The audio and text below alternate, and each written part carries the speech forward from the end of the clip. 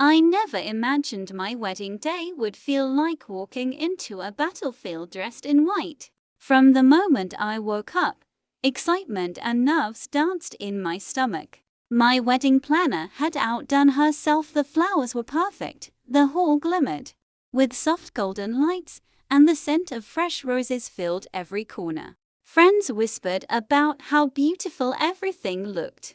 My dress hugged me in all the right places. My makeup was flawless, and I felt ready, or at least I thought I was. The first shadow of doubt came when my parents arrived. I should have known. Even though I'd spent weeks trying to reconcile with them, trying to believe they could be genuinely happy for me, there was always this coldness, an unspoken tension whenever they were around. They were never just parents, they were gatekeepers of a family legacy I had earned just by surviving their constant favoritism toward my sister. Speaking of her, my sister, she had arrived earlier, smiling, the charming smile that could fool anyone into thinking she was sweet. But I knew better. I had spent my whole life watching her maneuver, watching her collect tiny victories while I had to fight for crumbs. Today, I told myself, would be different. I was marrying the man I loved, and for the first time, it was my day, my moment. The ceremony went flawlessly. The vows were perfect. The kiss, magical. But underneath all the champagne toasts and laughter, I could feel it, the tension that only grows when secrets and grudges linger in the air. Then came the moment I knew would change everything. My mother appeared at the edge of the hall, her face twisted with that calculated expression I knew all too well. She motioned for me to step aside. My father followed, calm but with eyes that could cut glass. "I'll be right back," I whispered to my husband, forcing a smile, but my stomach sank. As soon as the doors closed behind the staff and guests continued to chatter, my mother's voice hit me like a storm. "You're going to give your inheritance to your sister," she said flatly, without even a hint of preamble. I froze. My mind raced, trying to comprehend if I had heard her correctly. I'm sorry," I managed, my voice shaking slightly. I said, "Give it to her. All of it. She deserves it more than you." I felt my chest tighten. My inheritance wasn't just money, it was everything I had fought for to prove I wasn't just the overlooked child, the one who always had to work twice as hard. Giving it to her would be like erasing my identity. "No," I said finally, my voice steadier than I felt. "I can't. It's mine and I've worked for it my entire life." Her expression darkened. "Don't be foolish. You're getting married today. You'll be supported by your husband. You don't need it.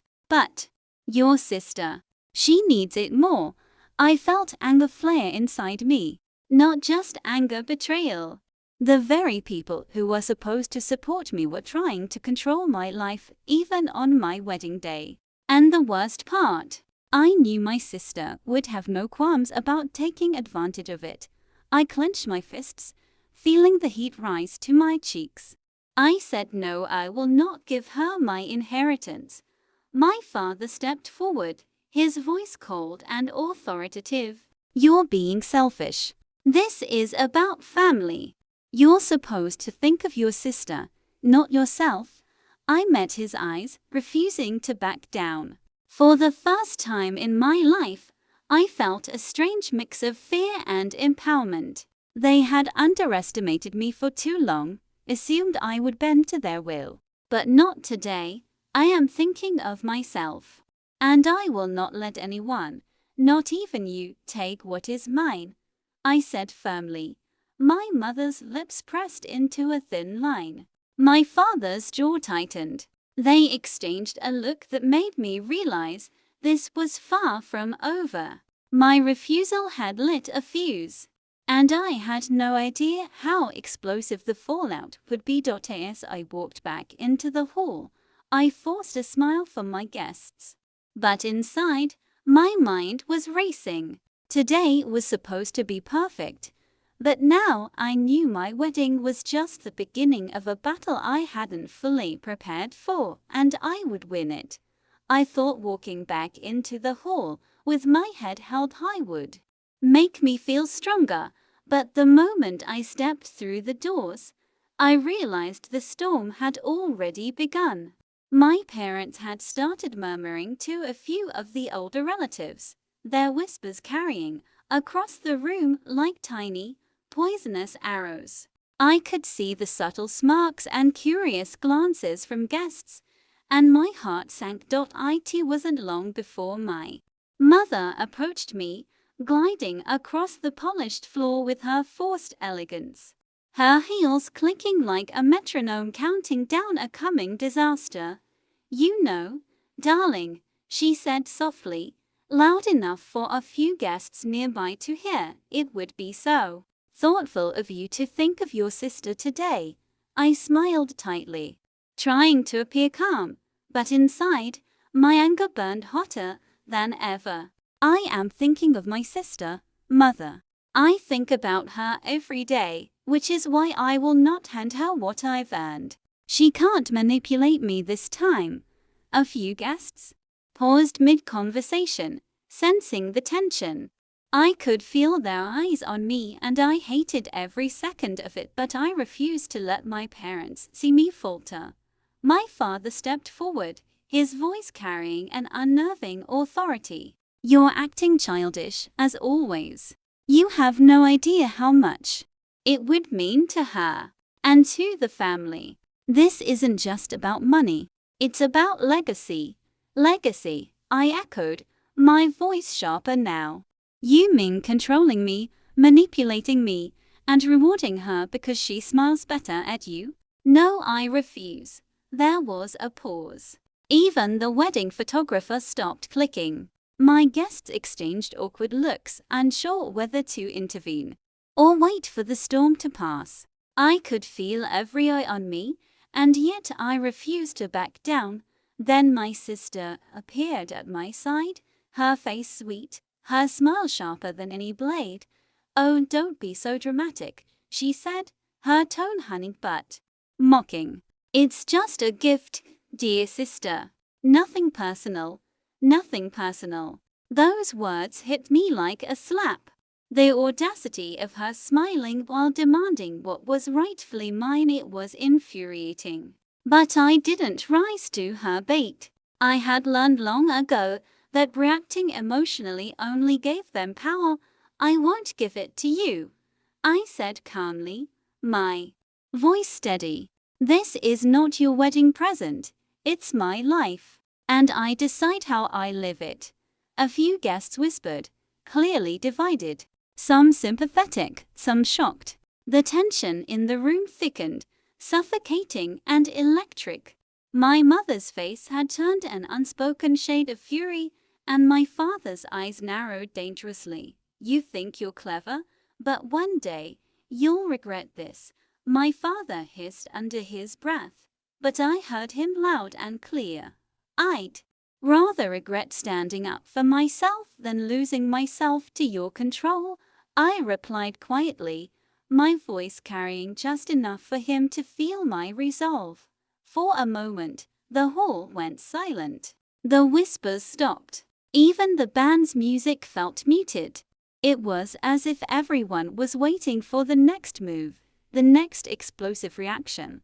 Then, my sister, unable to contain her frustration, smirked and whispered, "We'll see, little sister. We'll see." I clenched my jaw. I knew she thought she had the upper hand, that she could intimidate me into submission. But she didn't know me. Not really. I had anticipated this moment, had spent years preparing to take control of my life even if it meant standing alone against my own family. And I wasn't afraid anymore. The rest of the wedding went on, but the atmosphere had changed. Laughter was forced, Conversations stilted. I caught the eyes of my closest friends, and they were filled with concern but also admiration.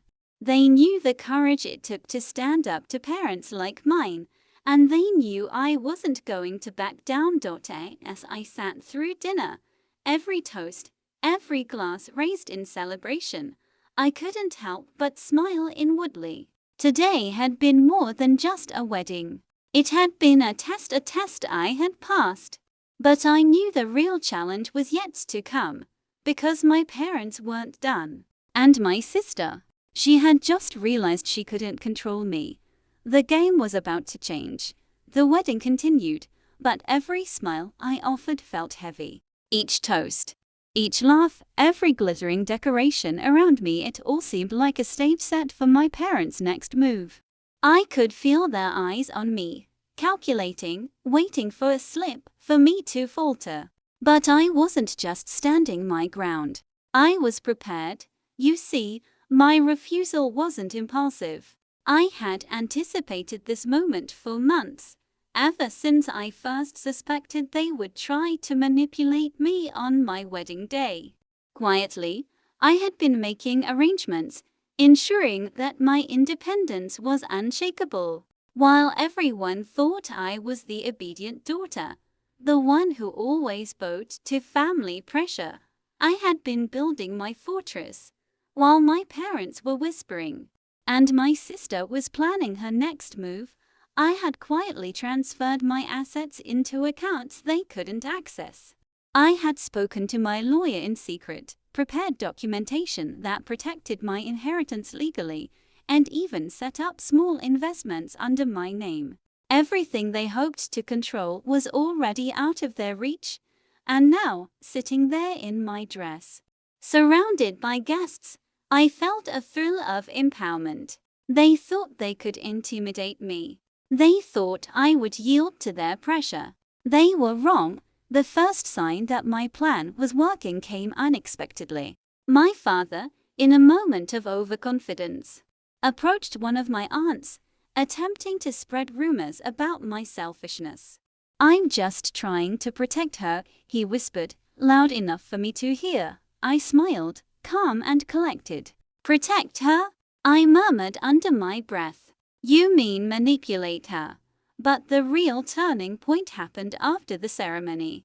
When my sister tried to corner me in the garden, her voice a venomous whisper, "You think you're so clever, don't you? You'll regret this someday." I looked at her steadily, letting the sunlight glint off my ring, a symbol of my independence. "You've underestimated me my whole life. Today was the first time I didn't. And it won't be the last." Her face faltered for the briefest moment, just enough to reveal that she wasn't in control anymore. Later that evening, my parents tried to confront me again, this time with their close family friends present. They attempted the same manipulations, using guilt, shame, and subtle threats. But I was ready. Calmly, I produced documents my lawyer had prepared, proof of my inheritance, proof of my independence, and clear legal boundaries that even they couldn't cross. Gasps rippled through the room. The whispers stopped. My parents' faces drained of color. My sister's charm couldn't hide the panic flickering behind her eyes. You can't do this," my mother stammered, voice tight. "You're being unreasonable." I smiled, softly but with absolute conviction. "No, I'm being myself. And I'm done letting anyone dictate my life." For the first time, I felt a wave of freedom wash over me. My parents carefully crafted plans, all their years of control, all their manipulations, they were useless. I had won not just for today, but for the rest of my life. Yet, beneath my triumph, I knew the battle wasn't completely over. There would be resentment. There would be future attempts to undermine me. But I was ready for it. I had learned that true power wasn't in money or gifts, it was in owning your choices, standing firm and refusing to be broken. As the night unfolded, I caught glimpses of my parents and my sister exchanging tense glances. They had expected to control me, to bend me. Instead, I had flipped the script entirely. And as I danced with my husband, surrounded by friends who genuinely celebrated me, I realized something vital. Happiness and strength were far more satisfying than obedience ever was. The wedding had become more than a ceremony, it had become my declaration. I was no longer a pawn in their game.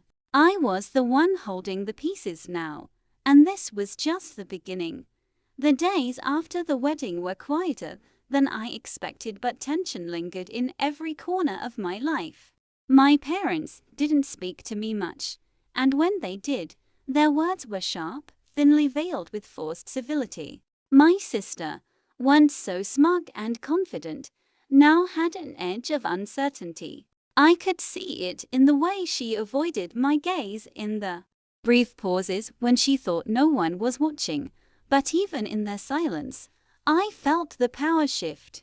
The same people who had tried to manipulate me, to control me my whole life, now had to reckon with the fact that I was untouchable in ways they hadn't imagined. A week later, at a small family gathering, the first real signs of my parents' frustration spilled into the open. My mother, trying to regain control, subtly criticized my choices, my career, my husband, even my friends. But I didn't respond. I let her words hang in the air, visible to everyone around us. The guests' polite smiles faltered as they sensed the tension.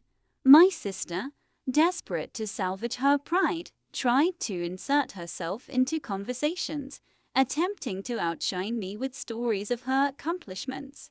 But she stumbled over details, overplayed her charm, and I could see the discomfort spreading through the room like wildfire. She had learned, perhaps too late, that charm alone couldn't undo years of manipulation being exposed. One moment, in particular, stands out.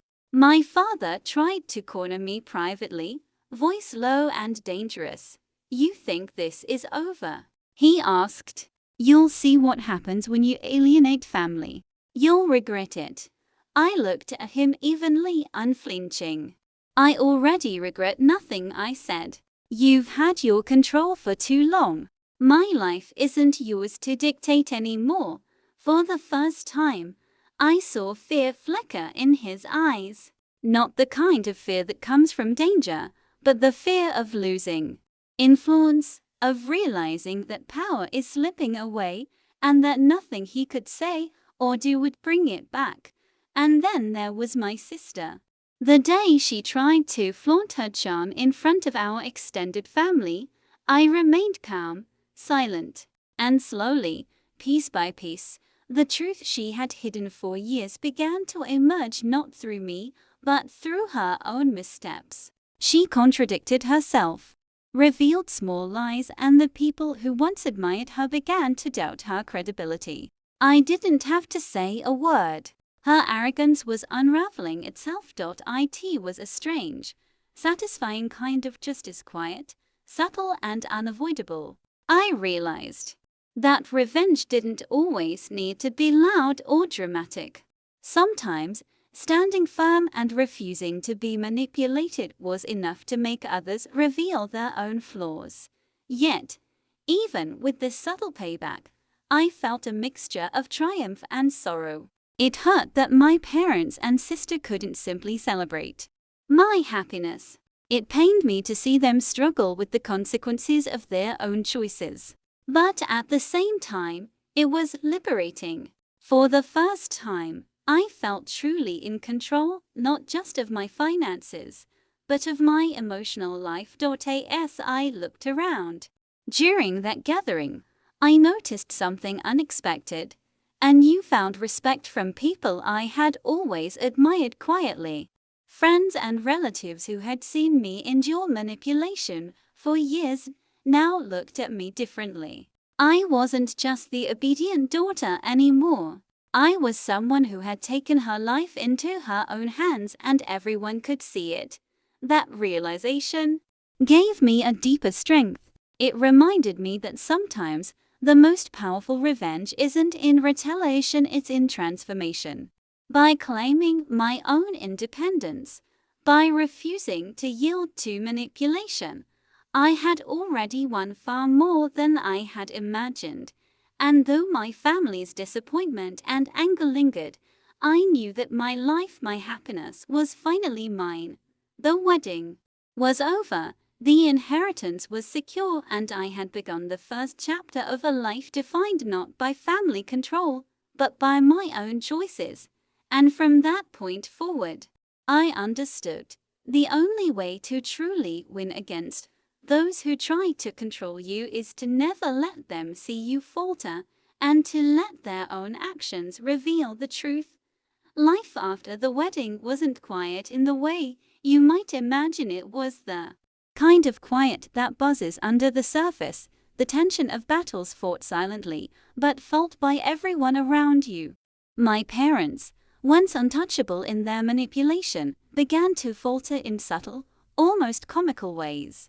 Their words, carefully crafted to intimidate, now lacked their usual weight. People were no longer listening with unquestioning sympathy, they were listening with curiosity, and curiosity always finds the cracks in the story. At a small family brunch a few weeks later, I noticed the ripple effect of my refusal.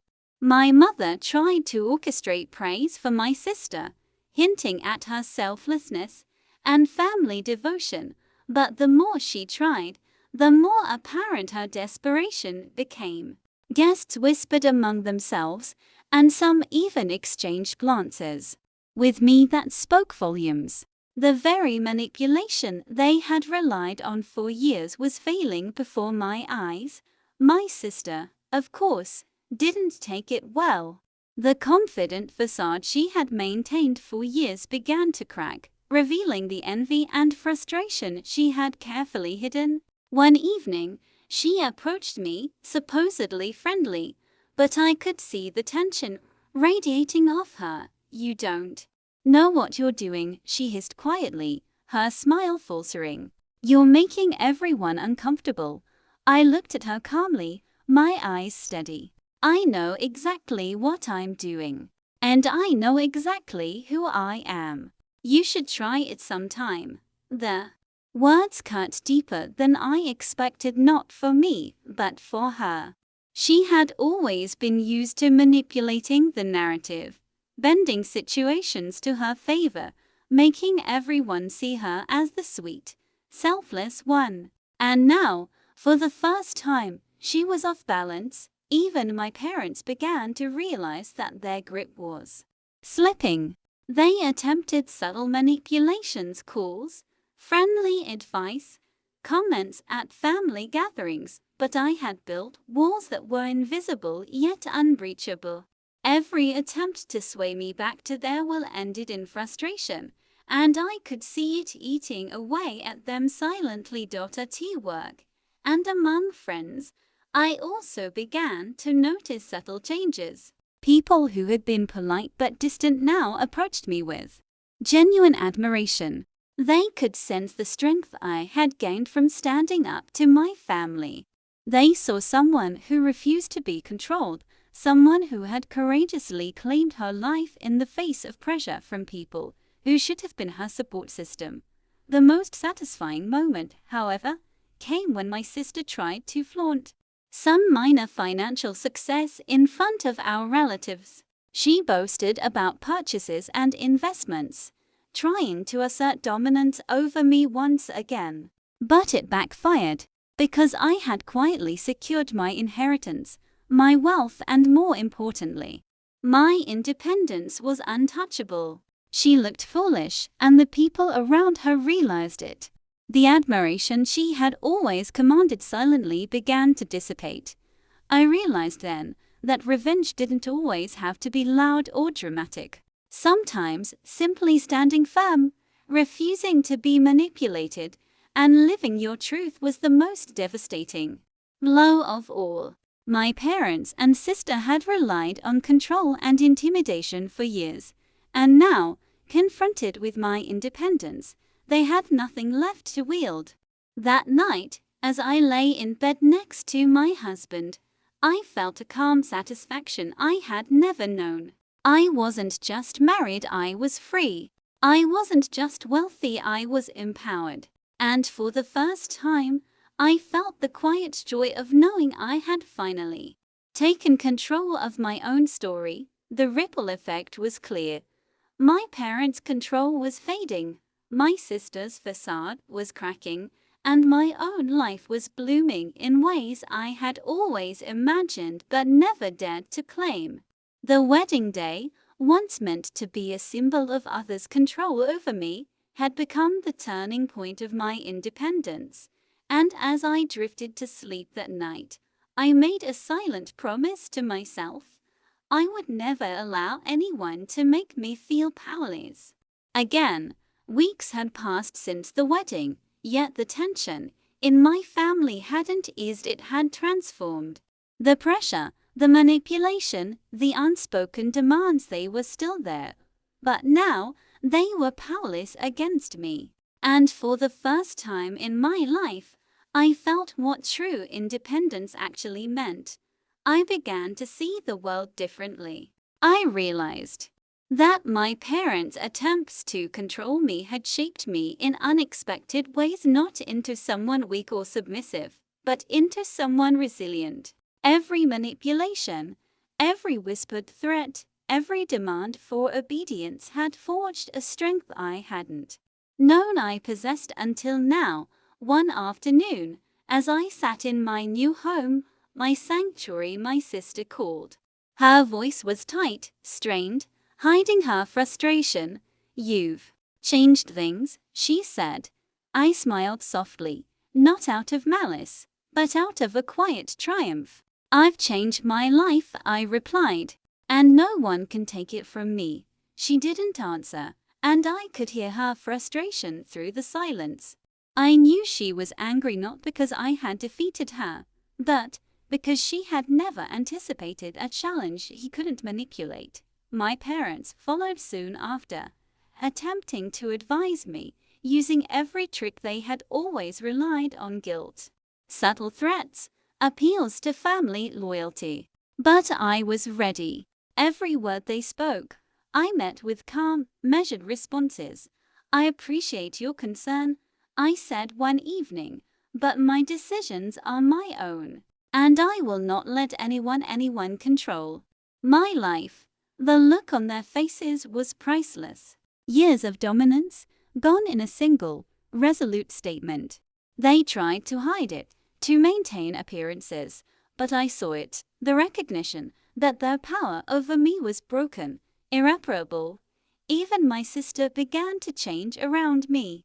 Her usual smug confidence faltered whenever I was near. She had expected me to falter, to yield, to allow her to claim victory. Instead, I had not only refused but thrived. And that sting of realization, I knew, would linger. In my own life, I began to embrace the possibilities my independence had opened. I invested in my passions, spent time with my husband without guilt, and cultivated friendships that were genuine, not filtered through family politics. Every step I took reinforced the truth I had always known deep inside. My life belonged to me, and only me. And yet, even in my triumph, I felt a pang of sorrow. I mourned the relationship I had hoped for with my family, the warmth and trust that should have existed.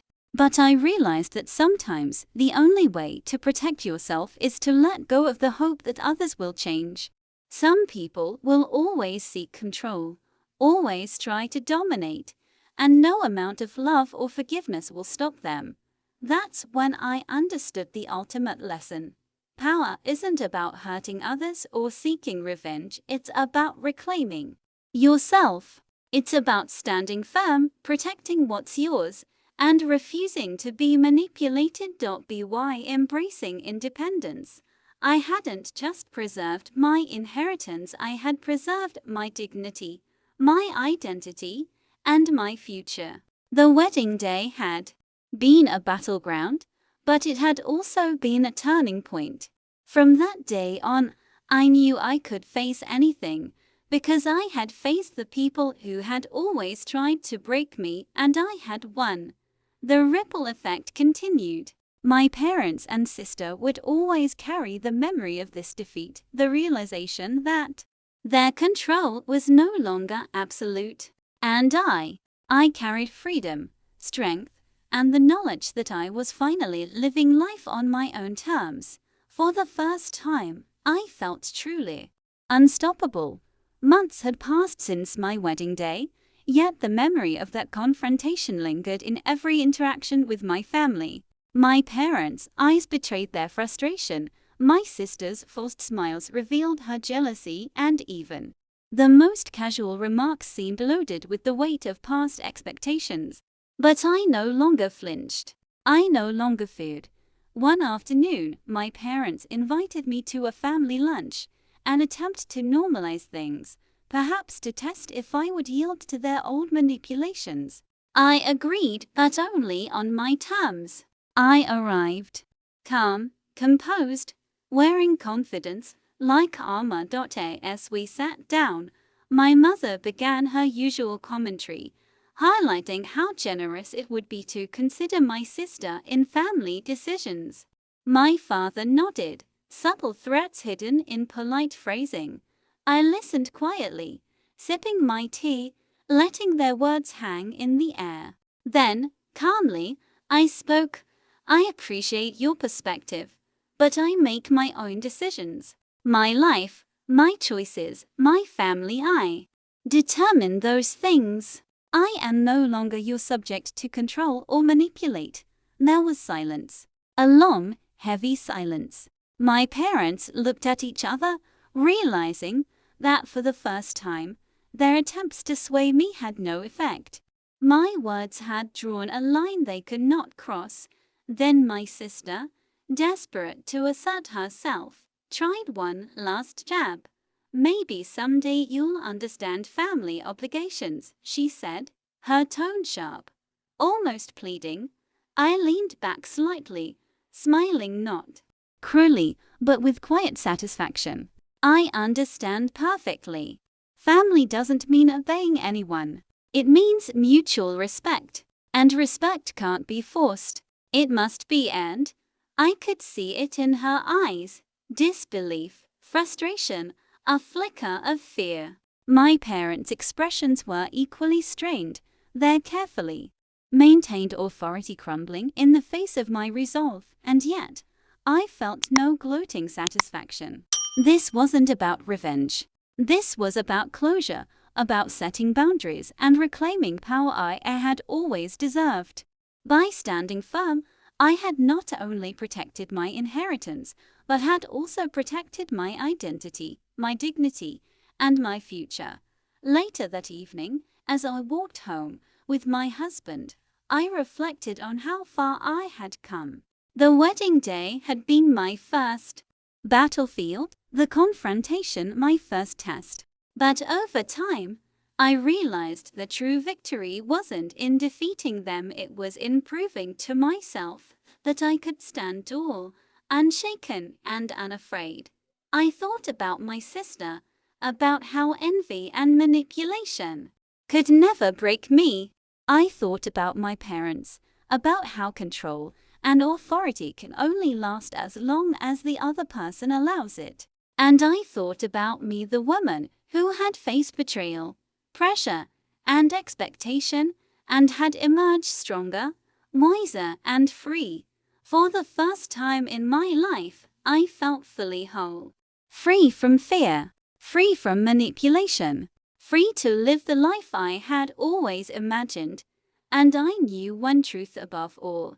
No matter how controlling, manipulative, or cunning others might be, nothing could take away the power I had claimed for myself. This was more than a wedding, more than an inheritance. It was a declaration.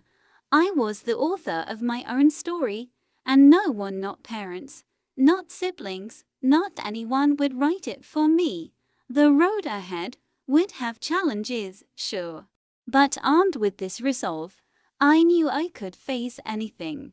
And more importantly, I knew I would never again let anyone dim my light.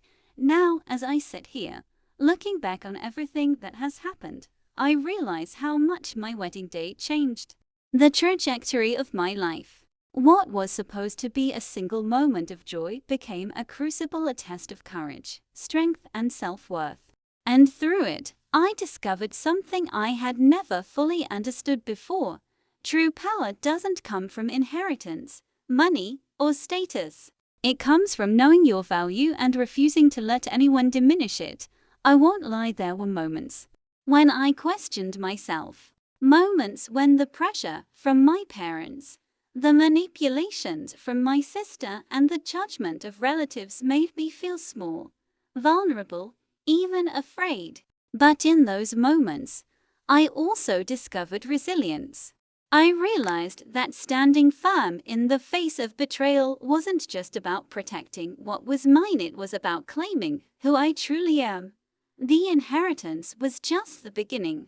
It represented independence, yes, but it also symbolized my ability to say no to unfairness, to stand up to control, and to choose my own path. And in that choice, I found freedom.